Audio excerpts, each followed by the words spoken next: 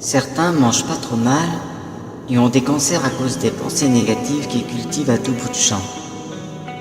Les pensées cultivées sont encore plus importantes, mais les deux, pensée et alimentation, sont complémentaires dans le monde où vous vivez.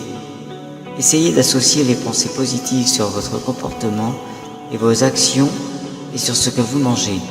Ainsi, vous vivrez mieux. Les maladies sont déjà en vous. Les comportements déclenchent les potentialités de maladies et d'autres comportements les guérissent. D'ailleurs, vous avez tous en vous les pouvoirs curatifs. Parfois, vous dites à juste titre « cela me rend malade » et c'est le cas.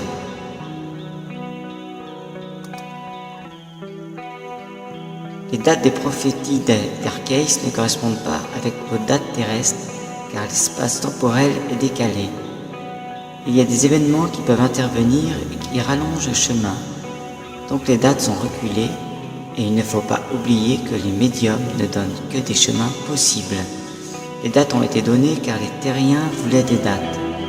Ils attendaient des réponses, ils en ont eu. Ensuite, chacun doit faire un travail de discernement et pas que sur ses lectures prophétiques.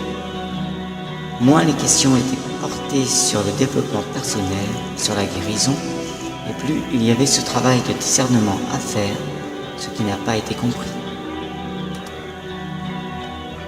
Edgar Cayce a dit aussi que vous retrouverez l'Atlantide. C'est le cas puisque vous en parlez.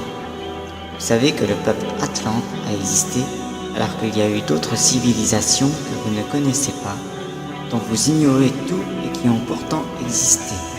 Vous les découvrirez plus tard quand vous serez plus avancé. L'énergie qui parlait à travers Edgar Cayce a parfois utilisé des références catholiques pour argumenter. Bien évidemment, l'énergie qui communiquait n'était pas religieuse. Elle utilisait le contexte et les croyances de l'époque et du pays où se situait Edgar Cayce. C'était une mise en confiance. Les révélations données par Edgar Cayce n'en étaient pas pour l'Église catholique, car depuis toujours les catholiques connaissent l'existence de la réincarnation, par exemple, qui a été éradiquée dans un certain concile il y a plusieurs siècles. L'énergie qui s'exprimait à travers Edgar Cayce a juste donné une piqûre de rappel.